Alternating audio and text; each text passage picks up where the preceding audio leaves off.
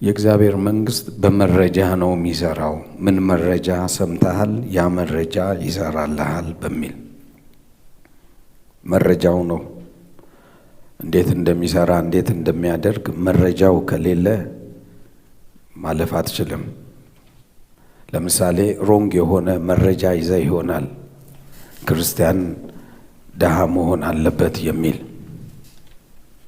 የቆሎ ተማሪም በለው በአገራችን ወንጌላዊ ሲባል ወይም እግዚአብሔርን የሚፈልግ ሲባል ባዶ እግሩን የሚሄድ ብዙ ነገሩ ጥሩ ያልሆነ ለማኝ፣ የሰው ቤት አንኳኩቶ ምግብ የሚበላ ማደሪያ አጥቶ ሰዎች ቤት የሚያድር እግዚአብሔርን ማምለክ ለድህነት እንደሆነ ተደርጎ የሰማው ነገር ሊኖር ይችላል። ነገር ግን መረጃው የተሳሳተ መረጃ እንደሆነ ብታውቅ ኢየሱስ ክርስቶስ ድሃ ነበር ብሎ የሚሰበክበት ሀገር ነው ያለው። ኢየሱስ ገንዘብ ያዥ ነበረው። እንዴት ሆኖ ነው ድሃ ሰው ገንዘብ ያዥ እንዴት ይኖረዋል? እሱ ብቻ አይደለም። ኢየሱስ ክርስቶስ የሚለብሳቸው ልብሶች ላይ እንኳን በሞቱ ጊዜ ሊቀዱት ሲያስቡ ውድ ነው፣ ሐር ነው። ስለዚህ ዕጣን እንጣጣልና እንውሰድ። 100 አለቃ የሆነ ሰው 100 አለቃዎች ለመውሰድ አሰቡ። ኢየሱስ ክርስቶስ 5000 ሕዝብ በየቀኑ ከፍሎ ያበላ ነበር። እየከፈለ ነበር የሚያበላው። እንዴት ብትል እንደ ልማዱም ገዝታችሁ ስጧቸው አለ። ስለዚህ ብዙ ገንዘብ ነበረው። አተገብላለሁ እንኳን ደህና መጣ አንተ ጌታ ድሃ አይደለም በለው ነገር። በየቀኑ 5000 ሰው አብላና ድሃ ሁን በለው ነገር። ስለዚህ የምትማረው ትምህርት ሮንግ የሆነ ኢንፎርሜሽን ሰምተህ ነው። ሐዋርያቶቹ ድሃ ነበሩ? በፍጹም አይደሉም። ጳውሎስ 3 ጊዜ መርከብ ተሰበረ፣ 3 ጊዜ ቤት ሰርቶ ይኖር ነበር። ሮንግ ነው ትምህርቱ። የሚያሳዝነው ነገር ስለ ኢየሱስ ሲያወሩ ስለ ጳውሎስ ሲያወሩ ምንም አልነበረውም፣ እየሰፋ ይኖር ነበር ይላል። የአገሩም ከንቲባ ከጳውሎስ ገንዘብ ፈልጎ ከማን ገንዘብ ፈልጎ አብዝቶ እየጠራው ይጠይቀው ነበረ። ምን ፈልጎ? አጠገብ ድሃ ነበር አይደል በለው ነገር። ኢንፎርሜሽን የሰማኸው ነው ሮንግ። አገራችን ላይ ያለው የትምህርት አይነት ኢንፎርሜሽኑ ሮንግ ነው። ስለዚህ ክርስትና ሕይወት እንደ ድህነት ማስታወቂያ ተደርጎ ነው የሚወሰደው። በስብከታችን ግን ተባረኩ፣ እንዲሁኑ እንደዛ ሁኑ ብለን እናወራለን። ዲፕ ኢንሳይዳችን ግን ክርስትና ሕይወት ድህነት ነው ብለን የድህነት መሰብሰቢያ ደሆች ተሰብስበው የሚገቡበት የሕይወት ስርዓት አድርገን ነው። ስለዚህ ዛሬ አስተሳሰብህን ቀይረው። መረጃህን ከቀየርከው መንገድህ ምን ይላል? ይቀየራል። ስለዚህ መጽሐፍ ቅዱሳችን መረጃን መቀየር ከሆነ በዚህ መረጃ በመቀየር የምንጓዝ ሰዎች እንደሆነን ይናገራል። ሌላኛው ገንዘብ እዚህ ምድር ላይ ኤግዚስት አያደርግም። ገንዘብ ዝም ብላችሁ የምትሯሯጡ ፍለጋ የምትሄዱ ሰዎች ገንዘብ የሚባል የለም ምድር ላይ። ሀሳብ ነው ያለው። ደግሜ እነግርሃለሁ፣ ሀሳብ ነው ያለው። ግን ሀሳብ እንጂ ያለው ገንዘብ የሚባል የለም። ስለዚህ አእምሮህን ገንዘብ ብለህ አታስብ። ለምሳሌ ሀሳብ ገንዘብ እንደሆነ ባለፉት 5 ዓመታቶች 4 ዓመት ነው አዲሱ ብር ከወጣ ስንት ሆነ? 3-4 ዓመት። ኦኬ 4 ዓመት አዲሱ ብር ከወጣ በጣም ነው የሚገርም። የሱ ገንዘብ ከሱ በፊት የነበረው ገንዘብ ነው ገንዘብ አይደለም። ሐሳቡን ውድቅ አረግ ነው ገንዘብ አይደለም ብለን ማን ብልጽግና ውድቅ አረገው። ውድቅ ሆነ። አሁን ትገዛበታለህ። አሁን ገንዘቡን ብታገኘው ምንድነው ምትነው? ችቦ አድርገህ ከመሞቅ ውጪ ምን ታረጋዋለህ? አየህ፣ መግዛትም መሸጥም የሚችለው ሐሳብ ነው ማለት ነው። ከዛ በፊት ያልነበረ ብር ብሎ 200 ብር ብሎ ነገረን። 100 ብር ብሎ ነገሩን። አናቀውም። ከዛ በፊት 200 ብር አናቅም። ሐሳቡን ሸጠልን። ይሄ 200 ብር ነው፣ ማንም መገብየት ይችላል አለን። አጨብጭበን ተቀበለን። ዛሬ ሁላችንም መያዝ የምንፈልገው ስንት ብር ነው? 200 ብር ነው። አየህ፣ ሐሳብ ሸጠልን። ሐሳብ ኦሊና ሐሳብ ነው። በማንኛውም ነገር እዚህ ምድር ላይ ሐሳብ ነው። ከሐሳብ የሚወለድ ነው። ዛሬ ትንሽ በኋላ ስለምነካው ያዘው። ሌላው በዓላማ መስራት አለብህ። ዓላማ ማትሰራ ከሆነ ዋጋ የለህም በሚል ነበር የተናገርኩት። ምንም ነገር ዓላማ ያስፈልገዋል። ዓላማ ከሌለ ገንዘቡ መጥቶ ምን ትሰራለህ? ምን ታደርጋለህ? አለበለዚያ በልብስ ቤትና በሻይ ቤት በመሸታ ቤት ጨርሰዋለህ ገንዘብን። ዓላማ ቢስ ስለሆነ ገንዘብ መምጣቱ አይቀርም። 100% ነኝ። ምክንያቱም ሀሳብ ገዝተህ ትሄዳለህ። ሀሳብ ገዝተህ ከሄድክ ደግሞ ያ ሀሳብ ገንዘብ ማምጣቱ ምን አይልም አይቀርም። ምክንያቱም ሌላ ምንም እየሸጥኩልህ አይደለም። መሸጥልህ ነገር ቢኖር ምንድን ነው? ሀሳብ ነው። ሀሳብን የመግዛት ፕሮግራም ነው።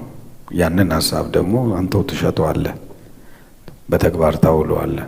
ወላ መንፈሳዊ ይሁን ወላ ስጋዊ ይሁን የትኛውም መንገድና በዚህ ጎዳና ላይ። ስለዚህ በዚህ ያለውን ሀሳብ ነው እግዚአብሔር ለመባረክ የተወሰኑ ህጎች አሉ አልኩ። መሬት የሚባል አለ፣ አፈር የሚባል አለ። መሬት ወይ አፈር በለው ድንጋይን ይጨምራል። ለመባረክ የሚጠቀመው ምንን ነው? መሬትን ነው። ሁለተኛ ውሃን፣ ሶስተኛ አየርን ብለን ምን አለን? ተመለከትን። ስለዚህ መሬት እስካለ ድረስ፣ አየር እስካለ ድረስ፣ ውሃ እስካለ ድረስ ያንተ በረከት አለ። አጠገብላለሁ። ቢገባህም ይሄ ነው፣ ባይገባህም ችግር የለም በለው ነገር። ምክንያቱም የፈለገም በረከትን አምጣልኝ ከነኚህ ሊያልፍ ምን አይልም አይችልም። በቃ ምንም ከየትም አታመጣው። ስለዚህ ሀብታም ነው የሰውዬ ካልክ ከነኚህ ከአንዱ ተጠቅሞ ነው ሀብታም የሆነው፣ ወይም ሶስቱንም ተጠቅሞ ነው። ከዛ ውጭ የለም። ስለዚህ አባት የለኝም እናት የለኝም የተወለድኩት ድሃ ፋሚሊ ነው ምናምን ብትል ችግሩ አንተ ጋር እንጂ ሌላ ቦታ አይደለም። እነኚህ ነገሮች በቂ ናቸው ተብሎ እግዚአብሔር ፈጠረ እንጂ እናት አባት ያጠራቅምልህ ብሎ አልፈጠረም።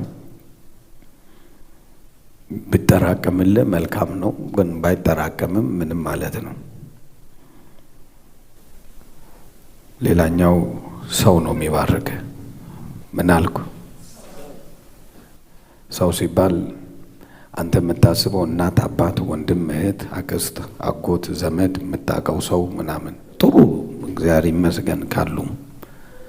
ነገር ግን እኔ ግን እነግርሃለሁ ኃጢአተኛ እስካለ ድረስ በረከት አለ። ማን እስካለ? አጠገብላል እንኳን ደህና መጣ በለው ነገር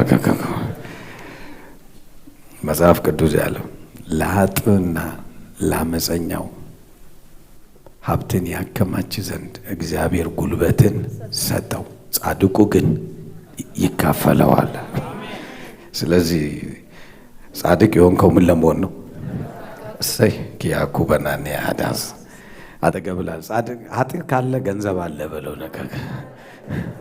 አትጨነቃም። እንዲህ ሳስተው ነግሬሃለሁ። ቼንጅ ነው ብያለሁ። ያስተሳሰብ ምን ቼንጅ፣ ፊሎሶፊ ቼንጅ ማድረግ አለብን። ስለዚህ ያስተሳሰብ ለውጥ እስካላደረግ ድረስ አሁን ማወራው ነገር ሁሉ ይቃወማል። ምክንያቱም የራስህ ፊሎሶፊ አለ፣ የራስህ መንገድ አለክና የራስን መንገድ እንድታወጣ ነው። አሁን ምንም አይጠቅምም ብለን ነው እና በአዲስ መንገድ እንሂድ በሚል ነው እያስተማርን ያለ ነው። ስለዚህ ኃጢአተኛ እስካለ ድረስ ገንዘብ አለ። ሌላኛው ለመባረክ እግዚአብሔር ሞገስን ይጠቀማል። ምንን ይጠቀማል? ሊበዘብዙም ዘንድ ምን ሰጣቸው? ስለዚህ እነኚህ ነገሮች ሁሉ ከሰው ጋር አይገናኙ፣ ከማንም ጋር አይገናኙም። የሚገናኙበትም መንገድ የላቸውም። እግዚአብሔር ኦልሬዲ ሪትን አድርጎ ተጽፎት መሆን ትፈልጋለህ? አዎ ሁን፣ በቃ አለቀ። ሌላኛው ያወራሁት ቦታ መለየት፣ ቦታ ላይ ያለክን ነገር ለመጠቀም ምን ላይ ቦታ ላይ በሚል አውርቼ ነበር። ቦታ እስካለየ ድረስ ያለን ነገር መጠቀም አትችልም። በዚህ ቦታ መለየት ወይም ገንዘብህን እንኳን ማድረግ ያለብህን ቦታ ማጣቅ ከሆነ እጅግ በጣም በጣም በጣም ያሳዝናል። ለምሳሌ በአሁን ጊዜ ኢትዮጵያ ውስጥ የኢትዮጵያን ብር መያዝ እብደት ነው። ባንክ ቤት ማስቀመጥ እብደት ነው። ከመንግስት ጋር እንዳታጋጩኝ፣ ግን እብደት ነው። ባንክ ቤት ማስቀመጥ ያበደ ሰው ብቻ ነው። ምክንያቱም በሚቀጥለው ወር ያንተ ገንዘብ 50,000 50 ብር ሆኖ ይቀመጣል። እመነኝ ይሄንን። ብዙዎች ለምን ዘጉ ሱቃቸውን? ዛሬ ኢኮኖሚ እንደዚህ የሞተው ገንዘባቸው ባንክ ላይ ነበር የሚቀመጠው። ጥቂት ነገር በመስራት ነበር የሚኖሩት። ብዙም ደንታም የላቸውም ቢዝነሳቸው ላይ። ብዙ ገንዘባቸው ባንክ ነው። ባንኩ ወደቀ፣ ዶላር ወደቀ ተባለ፣ አለቀል። በእነኚህ 7-6 ዓመት ውስጥ ዶላር ከ26 ብር ወደ 130 ብር ከፍ አለ። ማለት ምን ማለት እንደሆነ እየነገረ ነው፣ ስንት እጥፍ ወደ ላይ እንዳደገ። ስለዚህ አሁንም ያድጋል። ብትወድም ያድጋል፣ ባትወድም ያድጋል። በየ3 ወሩ ነዳጅ እንጨምርልሃለን አሉ። ፈረንሳይኛ ነው ያወሩክ። በሌላ አማርኛ እየጨመረ ነው የሚሄደው። እስከ 300 ብር ሊደርስ ይችላል ጋናውስ። ስለዚህ የዛሬው 3 ሚሊዮን ብርክ በ300 ብር ሲወርድ ምን እንደሚሆን አጨብጭበክ የ2 ወር ቤት ኪራይ ከፍለ መሞት ብቻ ነው የሚጠብቀው። ስለዚህ ቦታ ወቅ። አሁን ገንዘብን የምታስቀምጥበት መንገድ መነገድ አቅቶሃል። በቃ የከበሩ ድንጋዮች ገዝታ ያስቀምጥ። አጨብጭብልኝ። እኔ ደግን ወርቆች ገዝታ አስቀምጥ። ወርቁም ማደጉ አይቀርም፣ ምኑም ማግረው አትሊስት ቫልዩ እንዳለ ነው የሚቀመጥልህ። እየሰማችሁኝ ነው? አለበለዚያ ገንዘባችሁ ዜሮ ነው የሚሆነው። ምንም እንግደው ነገር የለ። እኔ አቅም የለኝም ምናምን ሲል ወርቅ መቼም ሊወድቅ ምን አይልም አይችልም። ሰብሰብ አድርግ በቃ። የማያከስር ከብትም መግዛት ጥሩ ነው። ምንድነው እንትን ወተት ይሆናል፣ ወተቱ እርጎ ይሆናል፣ እርጎ አረረ ይሆናል። ምንም ነገር ሳታጣ። ስለዚህ ቢ ክሌቨር። የምታስቀምጥበትን ገንዘብን ወቅ። ገንዘቡን ካላወቀው ሉዘር ነክ። በኢየሱስ ስም አልክ፣ በልሳን አልክ፣ የምትለውጠው ነገር የለም። ጥበብ ነው ይነግርሃል እግዚአብሔር ዳሶር። ጳውሎስ ሰለሞን እግዚአብሔርን ሀብት ስጠኝ ብሎ አልጠየቀውም። ጥበብ ስጠኝ ነው ያለው። በጥበብ ልነግድ አለ። በገንዘብ ከመነገድ ይልቅ በጥበብ መነገድ ይበልጣል አለ። ስለዚህ ጥበብን መረጠ። አገሩ ሁሉ ወርቅ እስኪሆን ድረስ ሆነ። ስለዚህ ጉድ ኦፖርቹኒቲ ጥበብ እያወራ ነው እግዚአብሔር። እድልና ፋንታውን ሰጥቶክ 50 ብርም ካለክ በ50 ብር ሊቀመጥ የሚችል ነገር አስቀምጥ። ባንክ ቤት አታስቀምጥ። ነገ አዋሽ ባንክና ንግድ ባንኮች እዚህ ቤት ይመጣሉ ማለት ነው። አመጽ አስነሳህብኝ ብለው ግን እነሱ ትርፋቸውን እንጂ ለምን በጉልበት ካትሄድም ደንታ የማይሰጣቸውም ቅጭ ነው ወቀው አበድረው ሲያበድሩ ካላየም እኛ ጥሩ እናበድራለን 19% ነው ችግር የለም በቅሮብረባ ዋናው መክፈል ነው የሆነ 3 ወር እንሰጣለን ምናምን እስቲ ቀኗ ትለፍ ኪላኑ ነው ኮከናና ያርዱዋል ያለም ረራ የለውም ስለዚህ ዋይዞን ገንዘብን ከዚህ በኋላ አታስቀምጥ ቫልዩ ባለው ነገር ላይ አስቀምጥ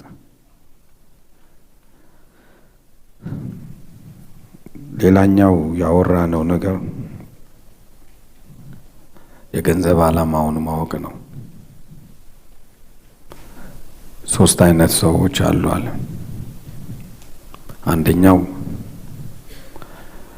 ገንዘብ እጁ ላይ ሲገባ የቤት ኪራይ ከፍሎ ቡሌ በልቶ ተኝቶ የስልክን ምናምን ከፍሎ ዴይ ቱ ዴይ ላይፉን የመኖር ፕሮግራም 5 ሳንቲም አይፈልግም ትርፍ የሚፈልገው ነገር ይችን ብቻ ነው ስለዚህ ደስ ይለዋል ተቀጥሮ መስራት አጠገብላለሁ ሰነፍ በለው ነካርገው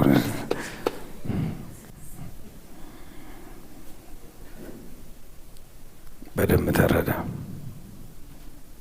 የቤት ኪራይ ከፍሎ ምናምን የሚኖር ሴፍ ላይፍ ነው አይታል አንዳንድ ሰው ጥበቃ ገብቶ ስንት አመት ነው ጥበቃ የሰራው 30 አመት 30 አመት ጥበቃ ምን ለሰ ጡረታ ለወጣ 1 አመት ነው የቀረኝ ይላል ለጡረታው ነው የሚከራከረው ጡረታው ወጥቶ ስንት ብር ነው የሚያገኘው በረንዳ ከማደር የሚለየው ነገር ምንም ነገር የለውም አንዳንዱ ሰው ደግሞ አንድ መስሪያ ቤት 20 አመት ሰርቶ ለጡረታዬ ማገታለሁ ብሎ ሲደባደብ ታያለ ሰርቫይቫል ማይንድ ልጆቹ የሚማሩበትን ተመልከት እሱን ተመልከተው ህይወቱን ተመልከተው የሚወደው ቦታ እንኳን ሄዶ አያውቅም በህይወቱ ሁሉ ጊዜ ስትራግል ነው ከመብላት ከመጠጣት ምናምን ይሄ ሰው ራሱ ገንዘብን ሲያገኝ ያሰበው ሐሳብ ነው መክፈልና መኖር ሁለተኛው ሰውዬ በጣም ሲምፕል የሆነ ህይወት ነው የሚፈልገው ነገር እነኚህ ነጋገሮች ሁሉ ከከፈለ በኋላ ድንገት ልጆቼ ቢታመሙ ለሆስፒታል ድንገት ምናምን ለሞባይል ቢበላሽ ለመግዛት ድንገት ምናምን ብሎ የሚያስብ ሰው ስለዚህ ሐሳቡ በሙሉ ሜንቴን ማድረጊያ ነው የሚያስቀምጠው ገንዘብን ይሄ ሰውዬም ከዛ ሰውዬ ምንም አይለይም አንድ አይነት ሰው ናቸው ሁለቱም የገንዘብ ቫልዩን አላወቁም ሶስተኛው ሰው ግን ገንዘብ እጁ ላይ ሲመጣ እንዴት አድርጌ ላባዛው ብሎ ነው በምንም መንገድ ይሁን የማባዛት ፕሮግራም ማባዛት የሚባለውን የህይወት ስርዓትን ነው የሚያስበው ገንዘብ በመሰረቱ የሚባዛ አካል ነው እግር አለው ገንዘብ በራሱ እግር አለው ወደ አንተ ይመጣል ካንተም ይሄዳል እንዴት አድርጎ ደግሞ ልታገኘው እንደምትችል ካወቅ የሄደውን ቀድመው እዛ ጋር ከጠበቀው ታገኘዋለህ ስዕል አሳይቻችሁ ነበር ገንዘብ እንደሱ ነው ስለዚህ በ3 አይነት ሰዎች ይገኛል ማለት ነው ሌላኛው ያወራሁት ሲምፕል የሆነ በ3ኛ ደረጃ ነው በ4ኛ ደረጃ ነው ያልኩ ዕውቀት ያለው ሰው አለ ዕውቀት ማለት ምን ማድረግ እንዳለብህ ያሳውቃል በሚል ሁለተኛው ደግሞ ችሎታ የሚባል አለ እንዴት ማድረግ እንዳለብህ ታውቃለህ እንዴት ማድረግ እንዳለብህ ችሎታ ማለት እንዴት ማድረግ እንዳለብህ የማወቅ ፕሮግራም ነው በ3ኛ ደረጃ ጥበብ አለው ጥበብ ማለት መቼ ማድረግ እንዳለብህ ማወቅ ማለት የኢየሱስ አዳራሽ በኢየሱስ የሚያምን ሁሉ ለዘላለም አይጠፋም። ኢየሱስ ክርስቶስ ጌታ ነው። የኢየሱስ አዳራሽ የዩቲዩብ ቻናልን ሁላችሁም ፎሎ በማድረግ ከኛ ጋር አብራችሁ እንድትሆኑ ለመጋበዝ ፈልጋለሁ። ኢየሱስ ክርስቶስ ሁላችሁንም ይባርክ።